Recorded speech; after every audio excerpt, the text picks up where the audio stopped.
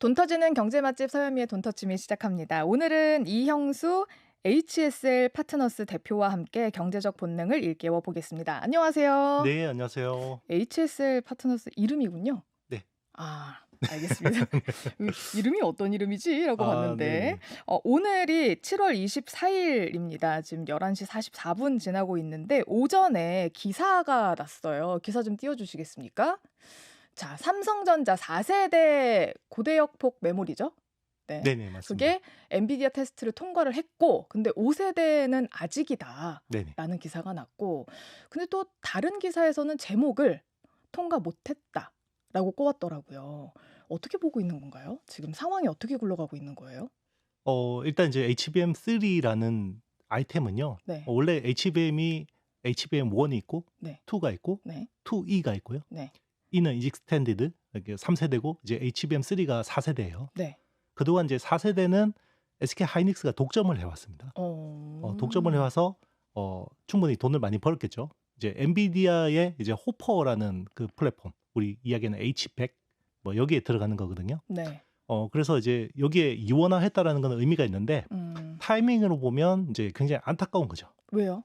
이게 너무 늦은 거죠. 원래는 이 아. HBM3라는 게 작년 9월쯤에는 양산을 탔어야 됐습니다. 네. 원래 아이템은 원래 삼성의 계획은 그랬었고요.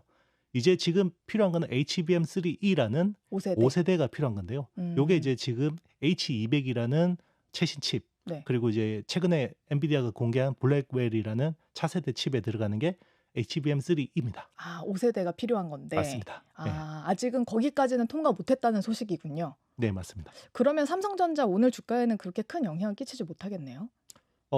그래서 주가가 오늘 주가로 보면 네. 그동안 이제 삼성전자가 SK 하이닉스가 독점하던 이 시장에 들어온다고 해서 네. SK 하이닉스와 한미반도체가 이제 주가가 약간 약세를 보였었고 삼성전자가 여기에 대한 기대감들이 좀 있었던 것 같습니다. 네. 근데 오늘만 놓고 보면 오히려 이제 삼성전자는 좀 빠지고 네. 어. SK 하이닉스하고 한미반도체는 약간 좀 빨간 불을 켜고 있는 것 같습니다. 저희가 뭐 사실 이게 이틀 뒤에 업로드가 돼가지고 오늘 주가가 그렇게 큰 의미가 있을까 싶은데 그래도 이 발표가 났을 때 사람들이 어떻게 보는가, 진짜 네네. 전문가들이 어떻게 보는가 시선은 되게 중요하기 때문에 앞으로도. 네네.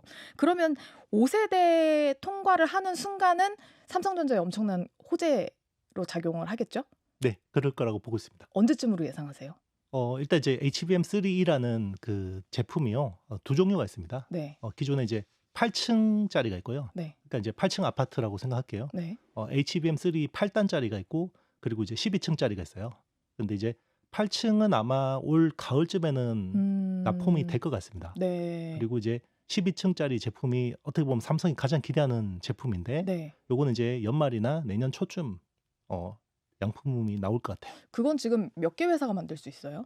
지금은 세계 회사, 메모리 3사가 다 하고 있습니다. 일단은 HBM3E에 대한 납품은 SK 하이닉스가 독점적으로 굉장히 선도적으로 하고 있고요. 최근에 이제 마이크론이 여기에 이제 들어간다라고 발표를 했습니다. 그래서 이제 일부 물량이 들어가는 것 같고요. 근데 이제 마이크론은 생산량이 많지는 않아요. 근데 이제 지금 삼성전자 같은 경우는 이제 가장 늦게 아이러니하게도 이제 메모리 1등 업체인데 가장 늦게 들어가는 거죠. 그러면 물량 자체는 많이 뽑을 수 있다고 예상을 하세요? 이게 이제 삼성에서 관건입니다. 네, 굉장히 어떻게 보면 주식을 잘 하시는 것 같아요. 네, 포인트 막 딱딱 집어서 말씀하시는데 네. 사실 들어가는 것도 중요한데 들어갔는데 SK 하이닉스가 지금 생산 수율이 제일 좋은 회사거든요. 네. 아무래도 제일 먼저 시작했기 때문에 충분히 이익을 뽑아내고 있는데 마이크론이나 삼성전자가 과연 그 정도의 생산 수율을 맞춰서 충분히 수익을 낼 수 있을까? 요게 이제 투자자들이 보는 중요한 포인트 중에 하나입니다. 네. 어떻게 많이 할 수 있을 거라고 생각하시는 거예요? 제조의 삼성이잖아요. 네. 아무래도. 그런데 그런 삼성이라고 하더라도 시간은 필요할 거다. 이제 첫 단계니까. 맞습니다. 그래서 그 시간을 최대한 단축하는 게 삼성전자한테 굉장히 중요한 일이 될 겁니다. 네. 자, 그럼 이제 하나하나 차례차례 좀 살펴볼 텐데요. 사실 가장 중요한 게 시장을 막 움직이는 게 사실 미국이잖아요. 미국이 중국 반도체 수출 규제 강화할 거다 이런 소식들 나오고 요즘 트럼프 강세자 이런 얘기가 나왔었어요. 그래서 좀 주춤했는데 사실 이제 오늘자로 보면은 어제 그 해리스 부통령이 갑자기 나오면서 이 상황 되게 재밌게 보이는데라고 사람들은 생각하는데 주식 전문가들은 이 상황을 어떻게 보고 계세요? 이제 정치가 정말 시장을 움직이는 네. 세계 이제 자산 시장을 다 움직이는 상황이 됐는데요. 트럼프가 이제 원래 그때 그 TV 토론하고 나서 그때 네. 이제 바이든이 완전히 망쳤잖아요. 네. 그때 이후로 자산 시장이 어떤 흐름을 보였냐면 일단 채권 가격이 폭락했어요. 네. 네, 채권 가격이 그러니까 트럼프에 맞게 자산 시장이 완전히 움직였죠. 움직였거든요. 그래서 채권 가격은 폭락했는데 그 이후로 주식 시장은 나름 그래도 슬금슬금 올라가는 괜찮은 흐름을 보였었는데요. 네. 지지난 주가 이제 총 맞는 사건, 총격 네. 사건이 일어났잖아요. 그때 이후로는 트럼프의 당선 가능성이 가장 높아지다 보니까 네. 극단적으로 트럼프 트레이드라는 자산 시장 쏠림 현상이 일어났는데 네. 거기에다가 이제 트럼프 대통령이 또 이제 난사를 했죠, 말로. 대만이 우리의 반도체 기술을 뭐 뺏어갔다. 네. 우리의 거 부자 나라인데 우리가 뭐로 맞습니다. 도와주냐. 그리고 칩스법을 마치 엎어버릴 것처럼 우리 국민의 혈세를 줘서 외국 기업들한테 이거 왜 이렇게 돈을 많이 주냐. 바이든이 잘못한 거다 이런 식으로 이야기를 하니까 그게 이제 반도체 시장, 특히나 테크 시장에 완전히 악재로 작용을 했고요. 네. 뭐 계속해서 그 주가가 거의 뭐 많게는 15% 가까이 뭐 지금 조정을 받고 있는 거죠. 네. 근데 이제 슬금슬금 다시 오르는 경향 보이고 있죠. 그게 이제 어젯밤에 네. 여론조사에서 해리스 부통령이 2% 더 잘 나온다고 하니까 네. 그 트럼프 트레이드에 맞게 자산 시장이 세팅됐던 것들이 그 조정이. 이전으로 다시 또 돌아가려는. 그래서 보면 오늘 이제 미국 국채 발행 그 어떤 흐름들을 보면요, 단기채 그 흐름이긴 하지만 거의 완판됐거든요. 그러니까 다시 또 채권에 대한 어떤 메리트가 올라갔고, 그리고 이제 주식 시장도 약간 이제 필라델피아 반도체 지수를 중심으로 반등하는 모습을 보이고 있습니다. 네, 사실 선거 결과 같은 것들은 주식 시장이 가장 먼저 안다고 하잖아요. 그렇죠. 네, 그래서 궁금한 게 왜 실리콘밸리의 반응도 되게 궁금하거든요. 원래는 막 트럼프 막 와 이러다가 해리스 나오고 나서 약간 움직이는 듯한 모양새를 보이는데 이 시장도 그렇게 읽었기 때문일까요? 굉장히 좀 깜짝깜짝 놀랄 질문을 많이 하시는데요. 네. 굉장히 잘 모르는 것처럼 굉장히 잘하시는 분이 질문하는 것 같아요. 아니에요. 잘 모릅니다. 굉장히 놀랍습니다. 네. 저도 이번에 보면서 굉장히 주목하는 포인트가 이거예요. 원래 러스트 벨트라는 그 백인 유권자, 저소득층 백인 유권자 지지층이 네. 원래는 민주당 텃밭이었잖아요. 네. 그걸 이제 트럼프가 싹 가져왔잖아요. 맞아요. 어떻게 보면 이제 그들의 가려운 부분을 다 긁어주면서 완전히 감성적인 터치를 해서 가져왔고요. 네. 이번 선거에서 굉장히 재밌는 부분이 제가 보는 게 그거예요. 미국의 빅테크로 대표되는 실리콘밸리가 네. 원래는 전통적으로 민주당을 지지했거든요. 네. 민주당의 막대한 자금을, 정치 자금을 대고 사실 이제 일론 머스크, 테슬라 뭐 CEO 정도는 굉장히 이단화, 네. 그리고 뭐 페이팔 창업자 피터 틸 정도면 트럼프를 지지한다고 해서 굉장히 이상한 사람 취급을 했었거든요. 지금 오히려 역풍 맞고 있긴 한데. 네, 맞습니다. 근데 이번에는 트럼프가 총격 사건 이후로 거의 지금 실리콘밸리 쪽에서 주요 CEO들이 거의 트럼프 쪽을 지지하는 것처럼 이야기를 하고 있고, 네. 실제로 정치 자금도 뭐 이렇게 이제 몰렸죠. 준비를 하고 네. 있다, 이런 모습들이 보이고 있거든요. 그러니까 이제 러스트벨트도 민주당한테서 가져오고 실리콘밸리라는 중요한 지지층도 트럼프 쪽으로 가져오는 이런 모습들을 보이고 있죠. 네. 여기서 그러면 빅테크들이 트럼프가 이길 것 같으니까 트럼프 쪽으로 붙는다, 이런 생각을 할 수 있잖아요. 네. 그러면 예전에 보면 민주당이 지는 선거에서 그러면 공화당으로 정치 자금이 갔냐, 네. 실리콘밸리가 공화당을 지지했냐, 그렇지는 않거든요. 그러면 저는 여기서 제가 생각할 수 있는 변수는 AI라고 생각합니다. AI는 누구의 손을 들어줄까요? 그러니까 지금 보면 트럼프가 마치 반도체 산업을 망칠 것 같고, 네. 그리고 AI에 대해서도 굉장히 부정적일 것 같고, 네. 석유, 화석연료, 골동 네. 산업만 좋아할 것 같잖아요. 근데 실제로 보면 글로벌 빅테크들, 특히 미국 빅테크들이 가장 원하는 부분들을 트럼프가 정책적으로 준비를 하고 있습니다. 어떤 부분이요? 규제 완화요. 아. AI라는 산업 자체가 굉장히 매력적인 산업이잖아요. 네. 그리고 그 산업으로 인해서 기존의 어떤 산업 틀이 바뀌죠. 예를 들면 일자리가 사라지고, 그리고 AI가 군사 무기로 적용되면 AI나 로봇이 사람을 해치는 사례 네. 나타나잖아요. 그래서 규제를 많이 하려고 하죠. 맞습니다. 그게 이제 민주당의 어떻게 보면 정책적인 스탠스였거든요. 네. 그러니까 AI가 효율적인 건 알겠는데 안전성에 대한 입증은 계속해서 요구를 했단 말이에요. 네. 이제 그거를 이제 허들을 상당 부분 치워줄 거라고 이제 트럼프 기대를 하는 네, 거다. 트럼프 쪽이 기대를 하고 있는 것 같습니다. 그러면은 그쪽 AI 빅테크 기업들은 지금 이 판세가 뒤집히길 바라지 않을까요? 제 개인적인 생각으로는 네. 트럼프가 됐으면 좋겠다라는 생각을 할 것 같아요. 훨씬 더 크게 할 것 같다. 네. 어. 왜냐하면 지금 빅테크들이 어떻게 보면 자기들도 모르잖아요. 이 네. AI라는 게 뭐 우리의 친구인 아이언맨에 나오는 자비스가 될지 음. 아니면 터미네이터에 나오는 스카이넷이 될지 아무도 모르잖아요. 가봐야 아는 거잖아요. 네네네. 근데 이제 그 금기의 문을 이제 누가 열어줄 수 있을까? 결국 이제 효율성을 찾고 뭔가 항상 새로운 걸 하려고 하는 테크 기업들은 네. 항상 이제 금기의 문을 열고 싶어 하죠. 네. 근데 이 프로그램에 사실 박순혁 작가님도 오셨었거든요. 네. 근데 박순혁 작가님 사실 AI에 대해서 굉장히 비판을 많이 하셨어요. 네. 왜냐면 이게 돈이 되겠냐? 네. 라는 이제 접근을 하셨었거든요. 네. 어떻게 반론하시겠습니까? 제가 이제 그분하고 뭐 이렇게 논쟁하고 싶은 생각은 네, 없는데 그러니까 산업계만 봤을 네. 때. 그러니까 제 개인적인 생각은 그래요. 그러면 항상 이렇게 뭐 뭔가 산업이 확 부흥했다가 없어지는 경우가 되게 많잖아요. 네. 뭐 사실 몇 년 전에 메타버스 열풍도 그랬었고 네. 예전에 뭐 3D 뭐 디스플레이도 사실 그런 경우가 많았었는데요. 저는 이게 이제 그러면 일종의 트렌드냐, 짧은 트렌드냐 아니면 이게 네. 혁명이냐 그쵸. 요거를 이제 보려면 세계에서 제일 잘하는 회사들 보면 돼요. 어떤 회사들이요? 글로벌 엔비디아 이런 탑 것들? 10 시총을 딱 놓고 글로벌 탑 10을 줄을 세워서 보면요. 네. 글로벌 탑 10 중에서 지금 AI 쪽에 올인하고 있지 않은 회사가 2개밖에 없어요. 어디랑 어디예요? 아람코가 하나 있고요. 아, 아람코. 아람코는 뭐 석유 회사니까. 네. 네, 또 하나가 이제 워런 버핏의 버크셔 해서웨이입니다. 아, 근데 거기는 또 네. 안 하고 있다고 하기에는 좀 그렇죠. 뭐하죠? 애플에 예. 상당 부분 그쵸, 투자하고 그쵸. 있으니까. 네. 그러니까 그 나머지 8개 테크 기업들이 다 AI를 AI 쪽에 있다. 올인을 하고 있고요. 그 회사들이 지금 자기들의 자본 지출을 어디에 하고 있는지 보시면 돼요. 대부분 역대급으로 자본 지출을 AI 쪽에 투자하고 있고요. 심지어는 수만 명의 직원들을 해고해서 거기서 돈을 세이브해서 AI에 투자를 하고 있죠. 제가 궁금한 게 그런 건데, 그럼 결국 AI 산업의 최종 목표는 그 기업가들의 수익을 올려주는 게 될까요? 그런 차원에서 보면 안 돼요. 그러니까 이제 그럼요. 우리가 그 스마트폰, 특히나 이제 모바일 혁명을 보면서 가장 간과했던 게 그거잖아요. 이게 굳이 성능 떨어지는 컴퓨터를 휴대폰에 이렇게 억지로 밀어 넣어서 뭐가 바뀌냐? 네. 라고 많이 생각했거든요. 한번 15년 전 뉴스 한번 보시면 참 재밌을 거예요. 이게 뭐 아무것도 아닌 것처럼 이야기를 해놨거든요. 네. 그리고 실제로 국내에서 제일 똑똑하신 대기업에서 CTO 하시는 분도 이건 그냥 애들 장난감 같은데요. 이런 멘트를 했단 말이에요. 네. 근데 지금 보면 되게 웃기잖아요. 네. 그죠? 그쵸. 모바일 혁명을 통해서 우리가 엄청나게 라이프 스타일 자체가 바뀌었죠. 그렇죠. 오히려 데스크탑을 잘 안 쓰니까 요즘에는. 그렇죠. 요즘엔 네. 실제로 호모 모빌리언스라고 할 정도로 네. 뭐 아침에 그렇잖아요. 예를 들어 볼게요. 아침에 지갑을 놔두고 갔어요. 집이 18층이에요. 네. 다시 올라 안 가죠. 안 올라가죠. 네, 그죠. 네. 차키 놔두고 갔어요.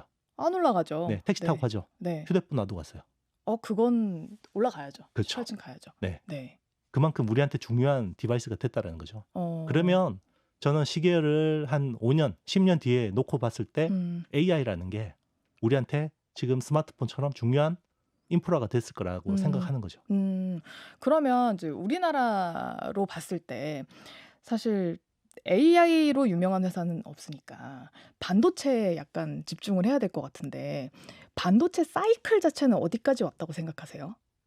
일단 이제 반도체 사이클하고 메모리 네. 반도체 사이클은 달라요. 또 달라서. 네. 왜냐하면 이제 전 세계 반도체 시장이 한 6천억 달러 정도 되거든요. 네. 그 중에서 한 20%에서 30% 정도가 메모리 반도체라는 거고요. 네. 우리는 이제 나머지 그냥 비메모리라고 해버리죠. 네. 요즘에는 그냥 시스템 반도체라고 합니다. 네.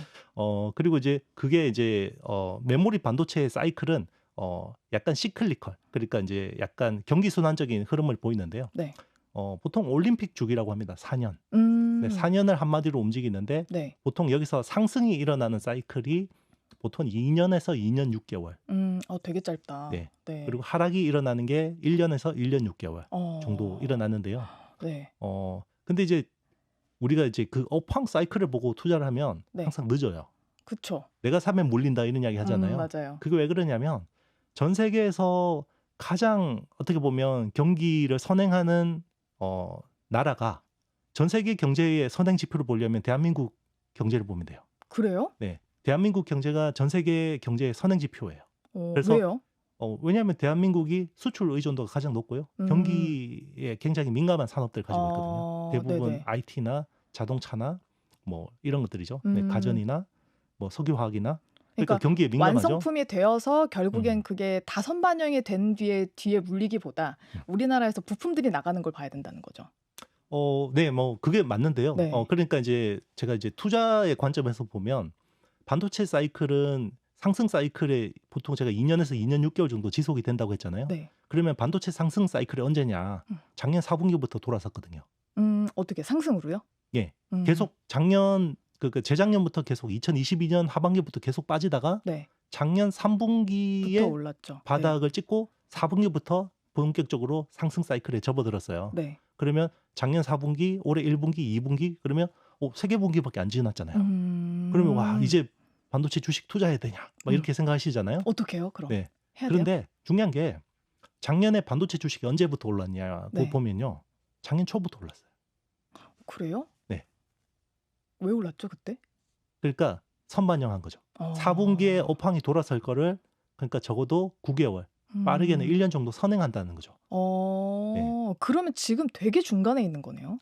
되게 중간이라기보다는 거의 말미에 있는 거죠. 그렇죠. 그러면 지금 사실 들어가는 게 그렇게 좋진 않을 것 같아요. 메모리 반도체는 그렇습니다. 그러니까 네. 일단 이제 업황으로 보면 내년 상반기까지는 실적이 분기별로 계속해서 성장하는 게 어느 정도 보여요. 그러면 내년 하반기를 보고 올 하반기 주식 투자를 할지 결정을 해야 되잖아요. 네. 그게 되게 애매한 거예요. 그러네. 이게 그렇네요. 네. 그걸 보고 쫓아가면 이미 많이 늦은 거고. 맞습니다. 그게 나오기 전에 들어가도 사실은 애매한 포지션이고 오히려 훨씬 전에 들어가야 되는 그런 상황이네요. 그렇죠. 그래서 뭐 반도체 산업이 망한다. 네. 그럴 때 이제 반도체를 그때 사야 들어가야 되고. 되는구나. 네. 그리고 이제 아니 이렇게 좋은 수출 실적이 나왔어. 이럴 때 이제 팔아야 되죠. 그러면 지금 세계 굴지의 기업들이 AI 전쟁 벌이고 있는데 이 중에서는 어떤 걸 잡는 기업이 승기를 거둘 거라고 생각하세요? 지금 AI 경쟁은요. 층위가 나눠져 있다고 보셔도 돼요. 어떻게 나눠져 있어요? 빅테크들이 하고 있는 LLM이라고 하는 라지 랭귀지 모델이 있고요. 네. 그리고 그 밑단에 있는 나름의 이제 큰 기업들, 중견 기업들이 하는 스몰 랭귀지 모델이 있어요. 라지 랭귀지 모델의 궁극적인 지향점은 뭐냐면 AGI라고 하는 Artificial General Intelligence, 그러니까 초지능이에요. 네. 범용 AI라고 하는데 모든 영역에서 사람을 뛰어넘는 AI. 네. 그게 되면 세상을 움직이는 OS가 되겠죠. 오퍼레이팅 시스템이 되는 겁니다. 네. 그거를 지금 하고 있는 회사는 그거를 하려고 하는 회사는 지금 마이크로소프트와 오픈 AI 연합군이 한 축이 있고요. 네. 그리고 구글 제미나이라는 회사도 있고, 네. 그리고 이제 아마존이 대거 투자한 엔스로픽이라는 회사가 있습니다. 네. 그게 이제 지금 AGI를 차지하기 위해서 엄청난 경쟁을 하고 있고요. 네. 그리고 이제 그게 AGI를 하려면 막대한 돈이 필요해요. 네. 일단은 그걸 하려면 막대한 컴퓨팅 파워. 그 엔비디아 칩을 서버에다가 엄청나게 많이 넣어야 돼요. 칩 하나가 4만 불인데 네. 이거를 뭐 수십만 개 사서 넣어야 돼요. 네. 그리고 인력도 많아야 되고요. 그렇죠. 빅데이터도 많아야 돼요. 네. 자, 그 규모의 경쟁을 할 수 없는 회사들은 거기서 특화된 아주 효율적인 모델들을 만들어내야 되죠. 그게 이제 어플리케이션 AI라고 하기는 하는데요. 네. AGI를 만드는 회사들은 파운데이션 AI 모델이라고 하고요. 네. 어플리케이션 AI 모델을 하는 회사들은 예전에 그 리눅스 같은 것들 오픈 소스 가지고 와서 많이 개발하고 했잖아요. 네. 메타 플랫폼스가 개발한 라마라는 AI 모델이 있는데요. 네. 이게 오픈 소스처럼 풀렸어요. 네. 그래서 아무나 가져가서 자기들한테 맞게 있었는데. 개발할 수 있어요. 네. 그런 업체들은 이제 SLLM, 스몰 랭귀지 모델을 가지고 특화 모델을 만들려고 노력하고 있습니다. 그 AGI 모델을 이제 연구 개발하고 있는 그 회사들이랑 연계해서 오를 만한 주식들은 뭐가 있을까요? 그 회사들이 네. 엔비디아 칩을 엄청나게 샀죠. 그러면서 엔비디아가 이번 AI 혁명 사이클에서 10배가 난 거예요. 결국 엔비디아밖에 없군요. 그게 이제 서버 클라우드 사이클이었고요. 네. 그러니까 이제 혁명이라는 거는 사실 준비된 혁명은 없거든요. 갑자기 일어나요. 모바일 혁명도 뭐 준비된 혁명은 아니었고, 네. 90년대 후반에 뭐 월드와이드 웹, 인터넷 혁명도 준비된 혁명은 아니었거든요. 네. 갑자기 일어나면 이 혁명이 일어났을 때 투자하는 사이클은요, 급한 거부터 투자하면 돼요. 예전에 모바일 혁명이 딱 일어났을 때 네. 스마트폰이 그 사용자 인터페이스, 사용자 경험이 제일 먼저 바뀌었거든요. 네. 기존에 키패드 버튼 누르다가 네. 갑자기 터치 스크린이 되는 거죠. 네. 그러면 그 기판. 맞아요. 터치 스크린 패널 업체들이 처음에 굉장히 많이 주가가 올랐었고요. 네. 그다음에 뭐 디스플레이 해상도 그리고 카메라 네. 이런 식으로 계속 급한 것부터 이렇게 옮겨갔거든요. 네. 그러면 AI라는 것도 보면 가장 급한 게 지금은 컴퓨팅 파워거든요. 컴퓨팅 파워. 네. 그러니까 서버, 자기네들 서버에다가 데이터 센터에다가 AI 서버를 많이 갖다 넣는 업체가 지금 제일 유리한 거예요.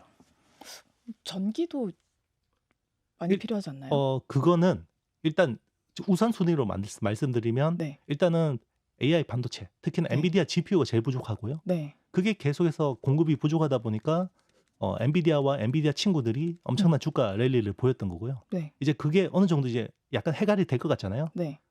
예전에는 H100이라는 칩 주문하면 10달 기다려야 되는데 네. 요즘에는 2-3달 기다리면 준단 말이에요. 네. 그러니까 아직까지 공급이 부족하지만 약간 해갈이 될 것 같잖아요.